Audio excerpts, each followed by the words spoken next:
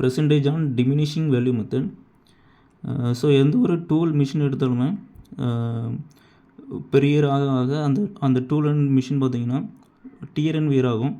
So இந்த மாதிரி dear and wear ஆகிறது டிப்ரிசியேஷன் அப்படின்னு சொல்லி சொல்கிறோம். ஸோ இந்த மாதிரி டிப்ரிசியேஷன் ஆகும்போது அந்த மிஷினுடைய ஆயுட்காலம் கம்மியாகும். ஸோ மிஷின் வந்து அதிகமாக டேமேஜ் ஆகும். ஸோ இதை தடுக்கிறதுக்கு, டிப்ரிசியேஷனை தடுக்கிறதுக்கு சரியான அமௌண்ட் வந்து ஸ்பெண்ட் பண்ணணும். ஸோ இந்த மாதிரி அமௌண்ட் ஸ்பெண்ட் பண்ணுறதுக்கு நிறைய மெத்தட் இருக்குது. ஸோ அதில் ஒரு மெத்தட் தான் percentage on diminishing value method. So இது எதனால் இதை percentage on diminishing value method அப்படின்னு சொல்கிறாங்கன்னா, அந்த மிஷினோட ஆயுட்காலம் ஒவ்வொரு வருஷமும் அதிகமாக டிப்ரிசியேஷனுக்கு ஸ்பெண்ட் பண்ணக்கூடிய அமௌண்ட் பார்த்திங்கன்னா லோ ஆகிட்டே போயிட்டுருக்கும். ஸோ அதனால தான் இதை டிமினிஷிங் வேல்யூ மெத்தட்னு சொல்கிறாங்க. ஸோ அந்த டிப்ரிசியேஷன் அமௌண்ட் பார்த்திங்கன்னா பெர்சன்டேஜில் கால்குலேட் பண்ணி ஸோ அதுக்கப்புறமா டிப்ரிசியேஷன் அமௌண்ட்டை மாற்றுவாங்க. ஸோ அதனால் இதை percentage on diminishing value method சொல்லி சொல்கிறோம்.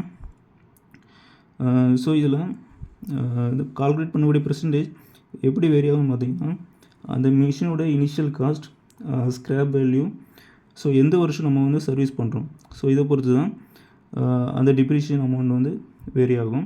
ஸோ ஒருவேளை இனிஷியல் காஸ்ட் அதிகமாக இருந்துச்சுன்னா பெர்சன்டேஜ் ஆஃப் டிப்ரிசியேஷன் அமௌண்ட் அதிகமாக இருக்கும். ஒருவேளை ஸ்க்ராப் வேல்யூ அதிகமாக இருக்கும்போது டிப்ரிசியேஷன் அமௌண்ட் வந்து கம்மியாகும். ஸோ அதே போல் பெர் இயர் ஆக ஆக ஆக அந்த டிப்ரிசியேஷன் வேல்யூ பார்த்திங்கன்னா இன்னுமே வந்து கம்மியாக போயிட்டுருக்கும். ஸோ இதெல்லாம் பொறுத்து இது மாறுபடும். ஸோ இதை எப்படி கால்குலேட் பண்ணலான்னு சொல்லி பார்க்கலாம். இதுக்கு ஃபார்முலா இருக்குது. Depreciation rate P = 1 - S/V power 1/n × 100. So இதில் எஸ் பார்த்திங்கன்னா scrap value. So scrap value அப்படின்னு என்னென்னா, ஸோ அந்த ஒரு மிஷின் எடுத்துச்சுன்னா அந்த மிஷினுடைய ஆயுட்காலம் முடிவடையும் போது அந்த மிஷினை சேல்ஸ் பண்ணால் எவ்வளோ ரேட்டு போகுதோ அதுதான் ஸ்க்ராப் வேல்யூ. ஸோ வீணா இனிஷியல் வேல்யூ. ஸோ இனிஷியல் வேல்யூனா அந்த மிஷினுடைய ஸ்டார்டிங் ரேட் தான் வந்து வீன்னு சொல்லி மென்ஷன் பண்ணுறோம். ஸோ இந்த ஃபார்முலாவில் அப்படி அப்ளை பண்ணலாம். 1 - S.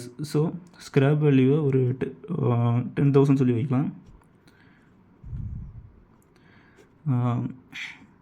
இனிஷியல் வேல்யூவை 16, அந்த மிஷினோட இனிஷியல் வேல்யூ 60,000 சொல்லி மென்ஷன் பண்ணலாம். இயர் வந்து ஃபஸ்ட் வருஷம், அதாவது இந்த மிஷினுடைய ஃபஸ்ட் வருஷம் சர்வீஸ் வைக்கலாம். ஸோ ஃபஸ்ட் வருஷம் சர்வீஸ்னால எண்ணை வந்து 1 சொல்லி எடுத்துக்கலாம் × 100. ஸோ இதை கால்குலேட் பண்ணும்போது 92.09% P வந்து இந்த வேல்யூ வருது. ஸோ நமக்கு இப்போ டிப்ரிசியேஷன் ரேட் ஆஃப் பெர்சன்டேஜ் தெரிஞ்சிருச்சு. ஸோ இப்போ இதை டிப்ரிசியேஷன் அமௌண்ட்டாக மாற்றணும். இவ்வளோ அமௌண்ட் நம்ம வந்து ஸ்பெண்ட் பண்ணுறோம் ஃபஸ்ட் வருஷத்துலன்னு சொல்லி பார்க்கணும். ஸோ இது எப்படி கால்குலேட் பண்ணால் 92.09 வந்து பெர்சன்டேஜை ஃபஸ்ட்டு வந்து நார்மல் இதுக்கு மாற்றணும். ஸோ டிவைட் பை 100 × ஸோ அந்த மிஷினுடைய இனிஷியல் வேல்யூ எவ்வளவு, 60,000. ஸோ இதை கால்குலேட் பண்ணும்போது 50,200 வரும். ஸோ இது அந்த ஃபஸ்ட்டு வருஷம் அந்த மிஷினுடைய டிப்ரிசியேஷன் அமௌண்ட். ஒருவேளை இப்போ 2வது வருஷம் இந்த டிப்ரிசியேஷன் சர்வீஸ் பண்ணுறோம்னா, ஸோ அப்போவும் டிப்ரிசியேஷன் அமௌண்ட் எப்படி இருக்கும்னா 92.09/100 × 55,200. ஸோ இந்த மாதிரி 2வது வருஷம் எதை வச்சு நம்ம கால்குலேட் பண்ணுறோம்னா, 2வது வருஷம் அந்த மிஷினுடைய அமௌண்ட் எவ்வளோ இருக்கும், அந்த மிஷினுடைய ரேட் வந்து எவ்வளோ ரூபாய்க்கு சேல்ஸ் ஆகும். ஸோ வந்து 55,200 ரூபாய்க்கு சேல்ஸ் ஆகும். ஸோ அதை வச்சு தான் நம்ம 2வது வருஷம் டிப்ரிசியேஷன் அமௌண்ட் வந்து கால்குலேட் பண்ணுறோம். ஸோ 3வது வருஷமும் ஸோ அந்த மாதிரி 3வது வருஷமும் மாறுபட்டுகிட்டே இருக்கும். ஸோ 3வது வருஷம் அந்த மிஷினுடைய சேல்ஸ் ரேட்டு எவ்வளோ இருக்கும், ஸோ அதை பொறுத்து கால்குலேட் பண்ணணும்.